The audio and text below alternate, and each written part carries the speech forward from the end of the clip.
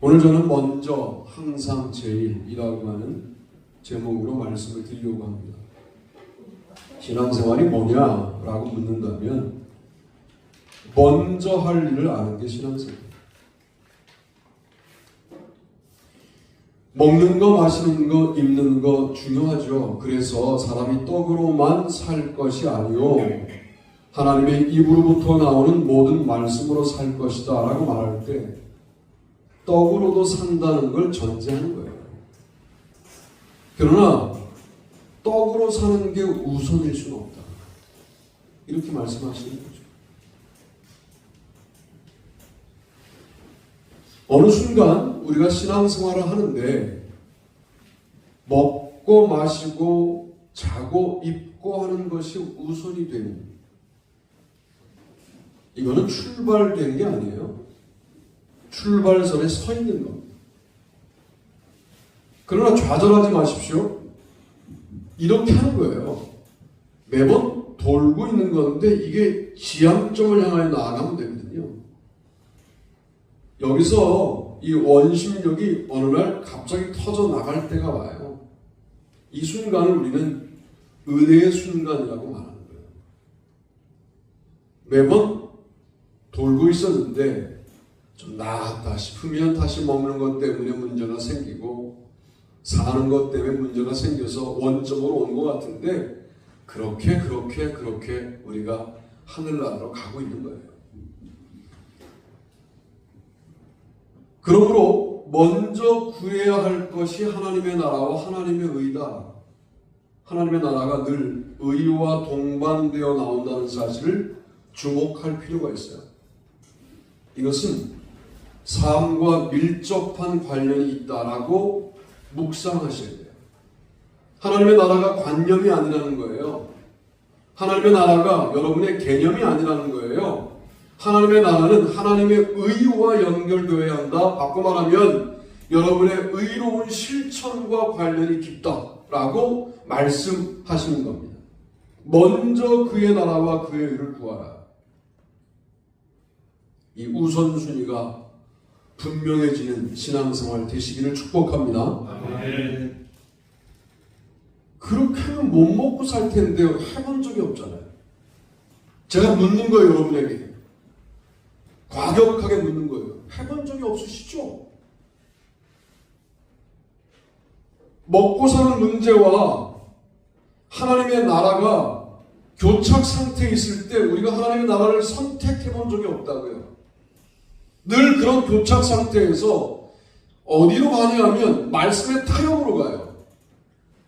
떡으로만 살 것이 아니오 그랬는데 마치 떡으로만 사는 것처럼 하나님의 나라와 지배와 통치를 집어치우고 먹는 대로 간다. 그리고 뭐라 그러냐면 왜 하나님은 나를 돌보시지 않지? 하나님의 영역에 들어와 있지 않기 때문에 여러분을 백성으로 다루실 수가 없어요. 하나님의 통치 영역에 들어오셔야 그분이 책임지시는 거지 하나님의 품 안에 들어오진 않는 거예요. 그래서 하나님의 나라와 하나님의 의를 먼저 구하는 게 얼마나 중요하냐. 이 말은 선택의 상황에서 정말 여길 선택하면 살 수 없을 것 같은 절박감 속에서, 간절함 속에서 그래도 하나님이 다스리는 쪽을 가야지 하고 선택하시면 알게 돼요. 뭘? 이 모든 것을 더하시리라 하는 걸 알게 되는 거예요. 그렇게 신앙생활의 의미와 재미가 증폭되는 건데 그때마다 흔들려요, 우리가. 그리고 먹고 마시는 것, 이방인들이 구하는 것을 선택한다 그 말입니다. 이 모든 것이 우리에게 있어야 할 줄을 하늘 아버지께서 알고 계시기 때문에 구하지 않아. 하나님의 나라와 하나님의 의를 먼저 구해도 우리의 마음을 아시는 거죠. 네가 지금 중요한 걸 결정했는데 필요한 건 내가 안다. 네가 필요한 것과 중요한 것 가운데 중요한 것을 먼저 결정했는데 내가 너에게 필요한 것을 안다 하고 공급하실 때 우리가 뭘 경험하느냐? 아, 은혜로구나. 그래야 우리가 말하는 은혜가 더 이상 관념이 되지 않고 실제가 되는데, 삶은 그렇게 살지 않으면서 은혜 하니까 세상 사람들도 알아차렸다 그 말이에요. 저들이 말하는 은혜는 면피하기 위한 것이다. 저들이 말하는 은혜는 자기 변명이다 라고 알아차렸어요. 하나님의 나라를 살아가셔야 돼요. 이게 기독교 복음의 핵심이에요. 예수 믿고 축복받는 거 아니고요. 예수 믿고 구원받는 거 아니고요. 예수 믿고 영생하는 게 핵심이 아니에요. 예수 믿고 하나님의 나라를 사는 게 핵심이에요. 살다가 마지막 날에 구원도 받고 영생도 하고, 살다가 주시면 축복도 받고 안 주셔도 정말 괜찮고, 이게 핵심이다. 그렇게 예수님 오시자마자 갈릴리에 오셔서 때가 찼다라고 말씀하시며 회개하고 복음을 믿으라, 하나님의 나라가 가까이 왔다라고 마가복음 1장 14, 15절에 말씀하셨습니다. 첫 선포가 하나님의 나라였어요. 하나님의 나라를 살아가는 사람들은 어떤 사람들이 되느냐? 사랑의 가능성을 믿어야 돼요. 오늘 왜 무슨 이렇게 서로 자기만 살겠다고 아귀다툼하는 세상 속에서 여전히 사랑을 믿는 사람들이 있냐? 그래서 우리가 귀한 거죠. 사랑이 세상을 바꾼다는 사실을 아직도 믿는 사람들이 존재한다. 이게 주님의 기쁨이에요. 하나님의 기쁨이에요. 하나님의 기쁨 되는 여러분들 되시기를 바랍니다. 내일 일을 염려하지 말라고 내일이 염려한다. 그 염려가 너의 것이 아니다. 이렇게 말씀합니다. 염려한다고 염려가 사라지면 내 인생에 염려가 없겠네. 그죠? 또 염려할 일도 아닌 걸 염려하죠. 별것도 아닌 걸 염려해요. 염려가 인간이라 될 수밖에 없는 것도 제가 인정할게요. 그러나 이 궁극적인 해결을 하나님이 하실 수 있음을 믿는 것, 믿고 마는 게 아니라 믿고 사는 것, 이게 하나님의 나라와 하나님의 의를 삶 가운데 선택하는 삶이다 라고 말씀을 드리는 거예요. 하나님의 나라를 살아가는 사람들이 세상의 조건 몇 가지를 확보하지 못했어요. 뭐 어때요? 그거 어차피 다 두고 갈 거. 그 조건이 풍성하지 않아요. 아니, 뭐 어때요? 조건이 풍성해요. 뭐 어때요? 어차피 두고 갈 거. 하나님의 나라와 하나님의 의가 우리의 신앙생활의 핵심이 되어야 하는데, 이걸 고르면, 이걸 선택하면 오는 감격과 감동과 은혜가 대단하다는 사실을 여러분이 경험적으로 체험할 필요가 있는데 해본 적이 없다고. 이거를 내가 과격하게 말씀드려서 해본 적이 없었어요. 왜? 하나님의 나라를 감정적으로 체험했거든. 그동안 가슴이 뜨거워졌다는 거야. 그리고 삶은 그대로예요. 뭐예요 그거? 방언받았대요. 저 방언 인정하는 사람이에요. 삶은 그대로예요. 뭡니까 그거? 병 고치는 은사가 생겼대요. 삶은 그대로예요. 뭡니까 이거? 은혜를 잘못 받으셨어요. 그 은혜가 아니라는 게 아니라 그 은혜가 삶까지 와야 되는데 일단 우리는 어디에 놀래냐면 내가 이걸 다 해. 이런 거에 놀래는 거예요. 내가 기도하면 병을 고쳐. 여기에 놀래는 거예요. 자기 업적으로 가버린 거예요. 은혜로 들어왔으나 이게 업적으로 새버렸다고요. 이게 은혜로 들어와서 삶으로 와야 되는데 그 경험이 없다 그 말씀을 드리는 거예요. 이 경험이 없으면 기독교는 아닙니다. 우린 모두 초신자예요. 초신자도 안 해요. 우린. 믿음이 없는 거예요. 경력, 경력을 말해요. 하루가 1000년 같은 하늘나라에서 우리의 경력이 뭐 몇 분이나 됩니까? 평생을 헌신해도 몇 분 헌신한 거 아니에요. 그러니까 먼저에 승리하실 때 한번 해보세요. 제가 아니 죽기 전에 해봐야 될 거 아니에요. 죽기 전에 내 인생에 죽기 전에는 하나님의 나라와 의를 내가 선택하고 살았다라고 하는 정말 뭐 시범 정도 한번 해보세요. 왜? 이렇게 말씀드릴 수 있느냐? 우리만이 아니라 이렇게 사는 사람들이 거의 없기 때문에 말씀드리는 거예요. 하나님 앞에 귀해요, 이게. 그러면 주님께서 그 다음 단계로 우리를 옮기세요. 그 다음 단계로 가야 되는 거예요. 그래야 그 믿음이 돌고 있지만 전진하게 되는 거거든요. 그 다음 단계가 뭐냐? 이겁니다. 같이 소제목과 본문을 읽어보시죠. 읽습니다. 시작. 항상 기뻐하라. 쉬지 말고 기도하라. 범사에 감사하라. 이것이 그리스도 예수 안에서 너희를 향하신 하나님의 뜻이니라. 아멘. 데살로니가서 5장 16절로 18절 말씀, 잘 아시는 말씀이죠. 이게 먼저와 관련돼요. 보세요. 항상 기뻐하려면 슬픔의 상황 속에서도 뭘 먼저 선택해야 돼요? 하나님의 기쁨을 먼저 선택해야 돼요. 쉬지 말고 기도하려면 걱정과 염려 속에서도 걱정과 염려를 먼저 선택하지 않고 기도를 먼저 선택해야 항상이 출발되는 거잖아요. 범사에 감사할 수 없는 상황과 조건 속에서도 감사를 선택해야 먼저가 들어가야 그 다음 항상이 출발되는 거라고요. 그래서 항상은 늘 먼저를 전제하는 영적인 개념이에요. 그런데 우리가 먼저라고 하는 하나님의 나라와 의를 선택하는 결단이 없었는데 꾸준함을 요구해. 미치겠죠, 신앙생활 이거. 그래서 힘든 거예요. 왜? 의무감만으로 안 된다 그 말이에요.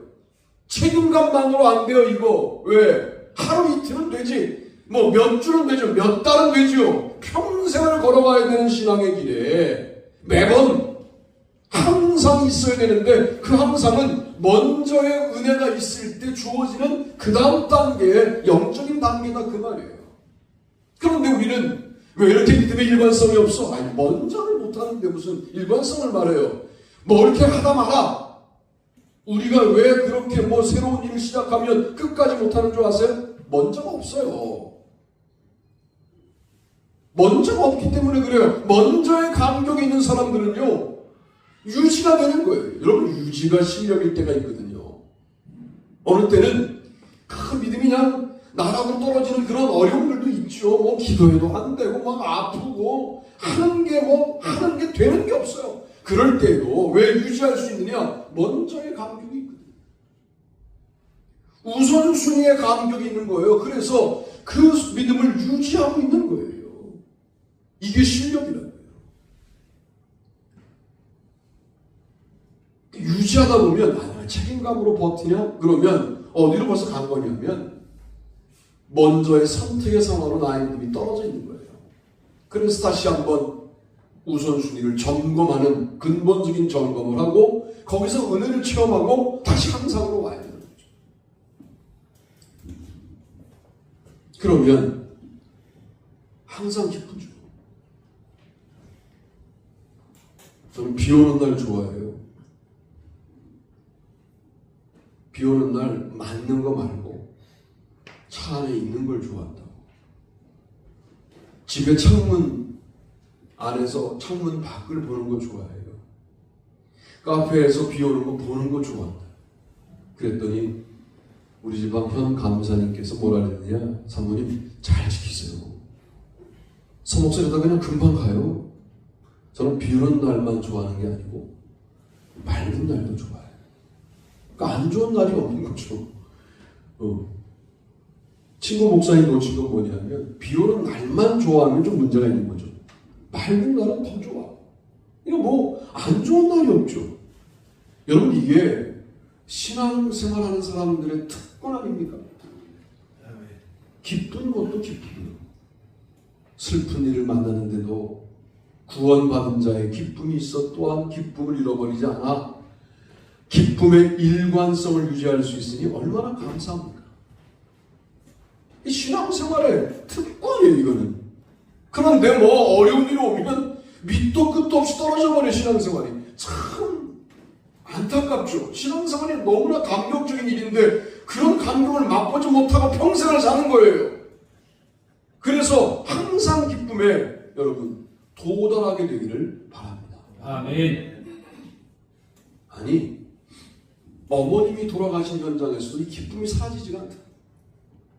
어머니 얼굴을 보는데 고혈압, 당뇨가 있던 어머니 얼굴이 아니라 천사가 차요.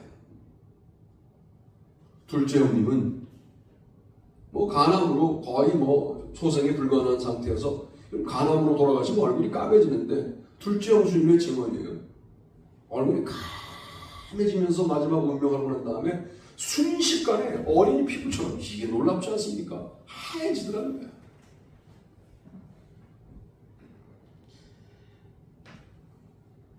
이거는 죽어봐야 알기 때문에 여러분에게 경험하라는 말씀을 못 드려요.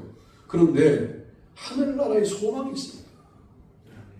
어머니의 죽음 앞에서도 슬픔을 누르는 구원의 감격과 기쁨입니다. 야, 이 기독교인은 좀 정신 이상자 같아요. 막 슬펐는데 눈물이 싹 마르더니 기쁨이 오더라.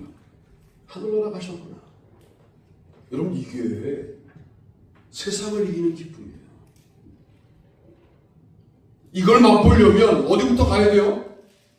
하나님의 나라와 의를 먼저 구하는 데부터 가야 돼요.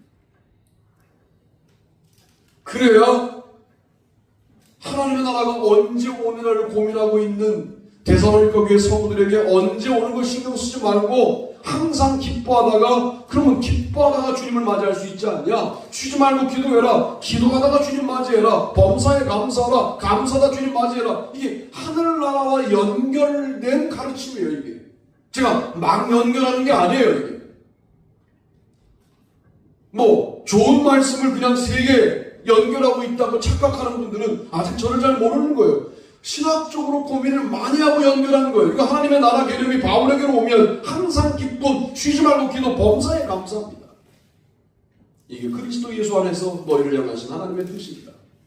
말씀하시는 거예요. 기쁠 일이 없는데 근데 이상하게 기뻐요. 그거예요. 그거. 참 무게감이 있는 현실을 맞이했는데 기도하고 있어요. 내가 그거예요. 참 감사할 일도 없는데 그래도 사고가 그만한 게 감사하다. 또 아픈데 거기가 아픈 게 감사하대요. 또 다른 데가 아팠으면 금방 죽었을 텐데 거기라 내가 또 몇 년 버틸 수 있어서 감사하다. 몇 년간 내가 주님을 더욱더 깊이 있게 사랑하면서 나의 인생을 정리하겠다. 그런 시간을 주셔서 감사하다. 도대체 감사하지 않을 일이 없는 게 그리스도인의 삶인 거예요. 얼마나 멋있습니까? 얼마나 장엄합니까? 얼마나 대단합니까? 대단한 믿음을 우습게 만들지 말라고요. 우습게 말하지도 말고 우습게 만들지도 말고. 우리가 우스운 거지 주님을 믿는 믿음이 우스운 게 아니잖아요. 세상에 감당할 수가 없죠. 도대체 뭐로 공격해야 저 기쁨을 빼앗고, 뭐로 공격해야 저 기도를 빼앗고, 뭐로 공격해야 저 감사를 빼앗을 수 있냐고요. 빼앗을 수가 없어요. 이미 하나님의 나라를 살고 있기 때문에 그 사람을 이길 수 있는 세상의 논리가 없게 되는 거죠. 이게 주님의 뜻입니다. 나는 우리 교회가 그런 수준에 가게 되기를 바라요.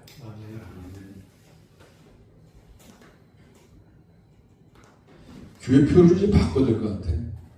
함께 하나님의 나라를 살다가 그 나라에 가는 교회. 다 같이 가야지.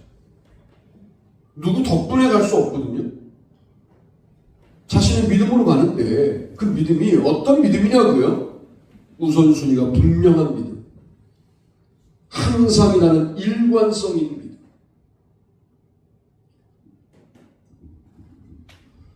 그 믿음에 우리가 서야 합니다. 항상 쉬지 말고 범사에 나는 것은 현재를 말하는 거예요. 일단은 할머니 할아버지 되면 이 대친구들도 이제 벌써 꽃들 짓고 꽃들 짓고 그리고 난 다음에 이제 꽃이 뭐로 바뀌냐면 깐나라기로 바뀌어요. 그래서 뭐라 하냐면 야 무슨 이게 깐나라기가 우상이냐 그러면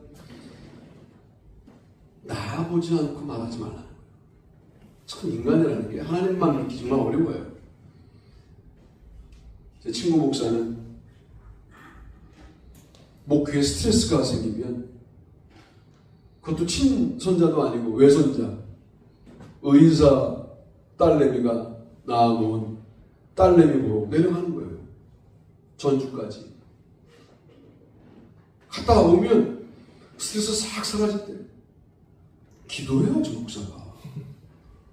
손녀딸 보면 사라진다는 게 도대체 무슨 말이에요? 난 이해할 수가 없어요, 지금. 여러분, 우리가 어려움을 겪을 때마다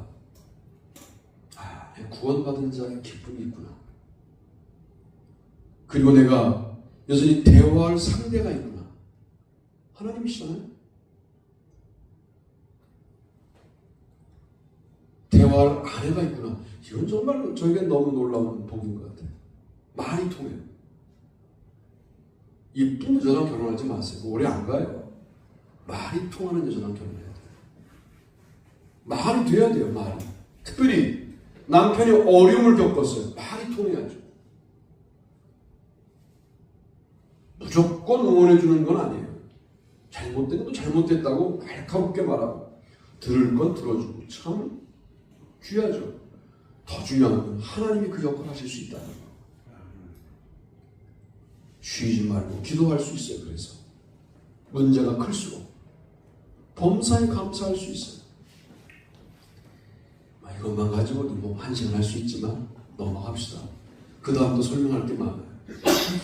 세 번째 소제목과 본문을 읽어보시고 또 말씀을 증거합니다. 읽습니다. 시작. 제일 우리가 지금은 거울로 보는 것 같이 희미하나 그때에는 얼굴과 얼굴을 대하여 볼 것이요 지금은 내가 부분적으로 하나 그때에는 주께서 나를 아신 것 같이 내가 온전히 아니라 그런즉 믿음, 소망, 사랑 이 세 가지는 항상 있을 것인데 그 중에 제일은 사랑이다. 아멘. 고전 13장 13절에 믿음, 소망, 사랑 이 세 가지는 항상 있을 것인데 그 중에 제일은 사랑이다. 번역이 좀 잘못됐습니다. 믿음, 소망, 사랑 이 세 가지는 항상 있을 것인데 그 중에 좀 나은 것이 사랑이다. 이렇게 번역되어야 해요. 왜? 믿음도 좋은 거거든요. 소망도 좋은 거예요. 갈라디아서에서는 잘못된 복음을 증거하는 사람들에게 믿음을 강조할 때 믿음, 소망, 사랑 가운데 믿음이 더 나은 거고요. 데살로니가전서에서는 부활에 관련된 고민이 있는 그 교회에는 믿음, 소망, 사랑 중 소망이 좀 나은 거고요. 고린도 교회에서는 바울파, 아볼로파, 게바파, 그리스도파 파당으로 나뉘어 싸우니까 믿음, 소망, 사랑 중 사랑이 더 나은 것이 되는 거죠. 어찌됐든 자, 이제 항상의 단계를 지났어요. 어디로 가야 되느냐? 항상에서 조금 더 상승하는 보다 나은 단계로 가야 합니다. 이게 먼저 출발하지 않고 항상을 통과하지 않으면 더 나은 제1의 단계에 갈 수가 없다 그 말이에요. 오늘 제목을 잘 기억하시면 그냥 기독교 신앙이 무엇인지를 알게 돼요. 하나님의 나라와 하나님의 의를 실천적으로 사는 게 뭐냐를 알게 돼요. 자, 이제 중요한 게 있어요. 이 대목에서 여러분들이 이해해야 될 중요한 내용이 뭐냐? 이때는 더 나은 항상 있는 것에 가 있을 때는 더 이상 먼저의 단계로 떨어져서 선택하지 않아요. 여기서 뭘 선택하느냐? 보다 나은 사랑에서 보다 더 나은 사랑을 선택하는 거예요. 보다 나은 믿음에서 보다 더 나은 믿음을 선택하고요. 보다 나은 소망에서 보다 더 나은 소망을 선택하는 선택이 달라져요. 여기도 먼저가 있는데 사랑에서 더 나은 사랑을 선택하고 그 사랑이 일관성을 유지하고 이게 또 튀어올라 한 번 더 점프하고 이렇게 하늘나라까지 가는 거예요. 우리의 수준이. 그래서 믿음이 발전해가는 단계가 먼저가 있어야 항상이 있고 항상이 있어야 제일이다. 이게 믿음의 아주 공식 같은 것이다 라고 믿음 생활을 여러분이 정리해 두시면 좋을 것 같아요. 저는 이게 나선형처럼 돌면서 하나님께로 가고 있는 어떤 모습이기도 하고 어느 단계에서 계단식으로 성장해 가는 모습이기도 하다라고 말씀드리고 싶어요. 희미한 지금을 살면서 확실한 믿음도 항상 있어야 하고 믿음만 확실하면 우리는 모든 것들을 감당할 수 있다라고 하는 믿음을 가지고 살아가야 합니다. 소망도 부분적으로 지금을 전체적으로 보게 만드는, 부분적인 지금을 전체적으로 보게 만드는, 우리 눈에 보이는 건 부분밖에 없는데 하늘나라의 소망 때문에 전체적으로 모든 것들을 이해하게 만드는 능력이 소망 가운데 있고요.